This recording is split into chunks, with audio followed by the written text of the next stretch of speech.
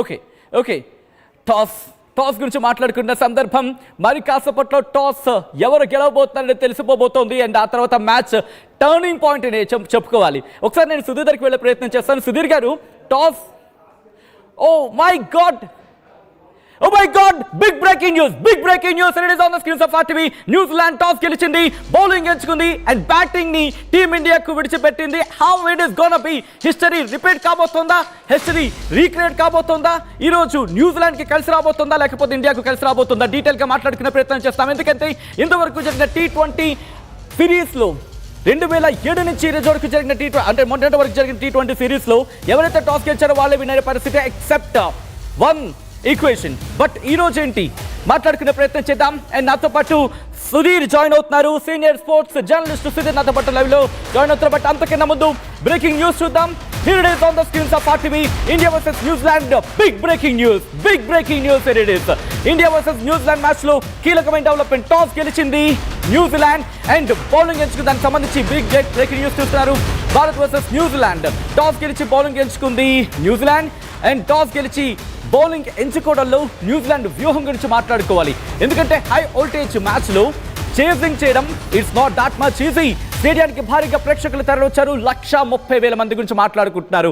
Cricket, cinema, రాజకీయ, అలాగే industrialist వీరందరూ కూడా చేరుకున్నారు. ఇండియాకి మళ్ళీ T20 కప్ రావాలని చెప్పి కోరుకుంటున్నారు. భారత్ న్యూజిలాండ్ మధ్య ఫైనల్ ఫైట్ కి సంబంధించిన బిగ్ బ్రేకింగ్ న్యూస్ చూస్తున్నారు. టాస్ గెలిచి బౌలింగ్ ఎంచుకుంది న్యూజిలాండ్ అండ్ బౌలింగ్ కి దిగబోతోంది న్యూజిలాండ్ అండ్ ఇండియాకి ఏ మేరకు కలిసి వచ్చే అవకాశం ఉంది. హై వోల్టేజ్ మ్యాచ్ లో అహ్మదాబాద్ సందడిగా మారింది. ఈ క్రమంలో ఇండియా టాస్ ఓడిపోవడం అండ్ బ్యాటింగ్ దిగడం ఇది ప్రెషర్ ని తగ్గిస్తుందా లేకపోతే బౌలర్ల మీద ప్రెషర్ ని పెంచుతుందా? నేరుగా వెళ్ళి తెలుసుకునే ప్రయత్నం చేద్దాం. నాతో పాటు సీనియర్ స్పోర్ట్స్ జర్నలిస్ట్ సుధీర్ కూడా లైవ్ లో జాయిన్ అవుతున్నారు. సుధీర్ దగ్గరికి వెళ్ళే ప్రయత్నం చేస్తున్నాను. సుధీర్ గారు, ఈ రోజు టాస్ గెలిచింది New Zealand. But on an equation చూసుకున్నప్పుడు పేపర్ మీద అయితే మాత్రం న్యూజిలాండ్ అంటే ఎవరైతే టాస్ గెలిచారో వాళ్ళకి గెలిచే అవకాశం ఉందని. బట్ టాస్ గెలిచింది టీమిండియా, న్యూజిలాండ్ అండ్ బౌలింగ్ వాళ్ళకి, బ్యాటింగ్ మనకి. ఎలా చూస్తారు? అంటే బ్యాటింగ్ మనకి ప్రెషర్ లేదనుకోవాలా?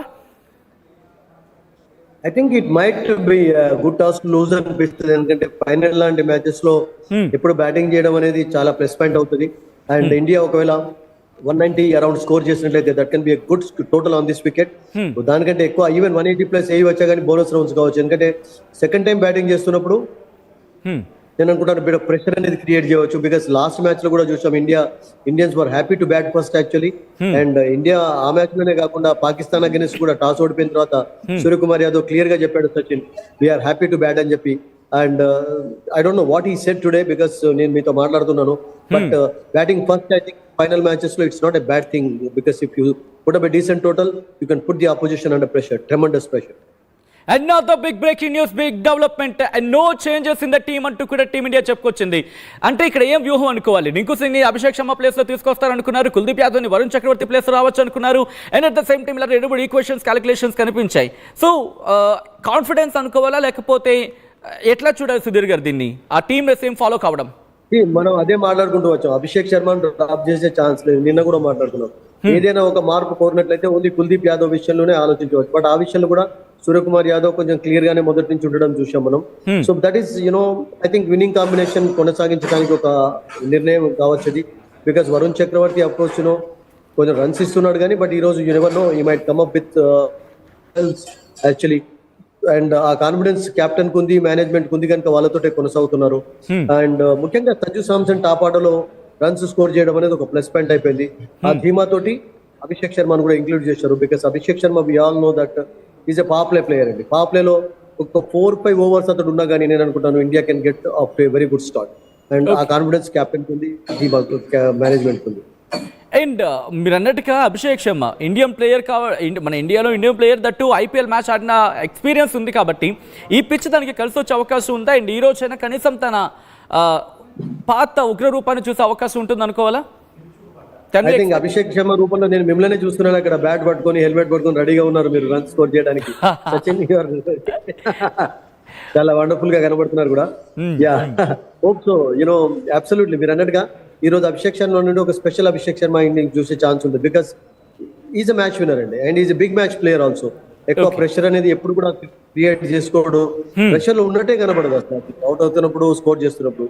I think we can expect something special from Abhishek Sharma today. Why not?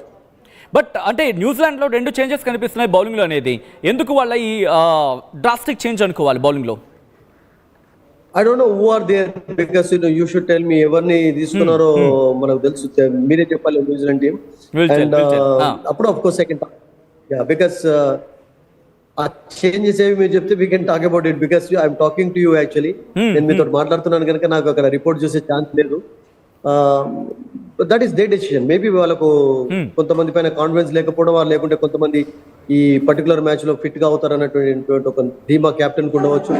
So that may be the reason actually. I think because now they won the toss and bowling first also. So I think we have to wait. Right, మీరు అన్నారు కాబట్టి నేను అదే ప్రయత్నం చేస్తున్నాను. Playing 11 చూపించే ప్రయత్నం చేస్తున్నాను. ఒకసారి గ్రాఫిక్లో చూసే ప్రయత్నం చేద్దాం ఎవరెవరు ఈరోజు మ్యాచ్లో ఉన్నారనేది. ఫస్ట్ టీమిండియా నుంచి స్టార్ట్ చేస్తే Abhishek Sharma opening batting, at the same time Sanju Samson కూడా ఓపెనింగ్ బ్యాటింగ్కి రాబోతున్నాడు. అండ్ ఆ తర్వాత ఇషాన్ కిషన్ ఫస్ట్ డౌన్కి వచ్చే అవకాశం కనిపిస్తోంది. And thereafter Tilak Varma కూడా సెకండ్ రౌండ్లోకి వచ్చే అవకాశం అనేది మనకి ఇక్కడ ఉంది. And moving on the next graphic and moving on the next players ఎవరు ప్రాబిలిటీస్ అని మాట్లాడుకున్న తరుణంలో. And here it is okay, Shivam Dube allrounder మనకి నెక్స్ట్ వచ్చే అవకాశం నో, ఎందుకంటే మనకి హార్దిక్ పాండ్యా ఉన్నాడు. ఆ తర్వాత చూసుకుంటే అక్షర్ పటేల్, వరుణ్ చక్రవర్తి, ఆ తర్వాత శివం దుబే, జస్ప్రీత్ బుమ్రా ఆల్రౌండర్స్ ఉన్నారు, బౌలర్స్ ఉన్నారు. అది శివం దుబే ఆల్రౌండర్, శివం దుబే ఉన్నాడు. దాంతోపాటు బౌలర్ అక్షర్ పటేల్, వరుణ్ చక్రవర్తి బౌలర్, హార్దిక్ పాండ్యా ఆల్రౌండర్. వాళ్ళ 5 అయిపోయిన తర్వాత అప్పుడు హార్దిక్ పాండ్యా రంగంలోకి దిగుతాడు, సూర్యకుమార్ యాదవ్ తర్వాత కూడా. అండ్ అలాగే హర్షదీప్ కూడా మనకి ఉన్నాడు. హర్షదీప్కి సంబంధించి ఒకసారి మాట్లాడుకునే ప్రయత్నం చేద్దాం. సుధీర్ గారు, మన ప్లేయింగ్ 11 అయితే మాత్రం చాలా స్ట్రాంగ్గా కనిపిస్తోంది. అండ్ అభిషేక్ శర్మ ఈరోజు డిఫెన్స్ ఆడుకుంటే బెటరా, లేకపోతే సంజు శాంసన్ ఆల్రెడీ స్ట్రైక్లో ఉన్నాడు కాబట్టి తను వెళ్తూ ఉంటాడు, కొన్ని ఓవర్లు సర్దుబాటు అయిన తర్వాత then he can give a strike అనుకోవాలా అభిషేక్ శర్మ విషయంలో?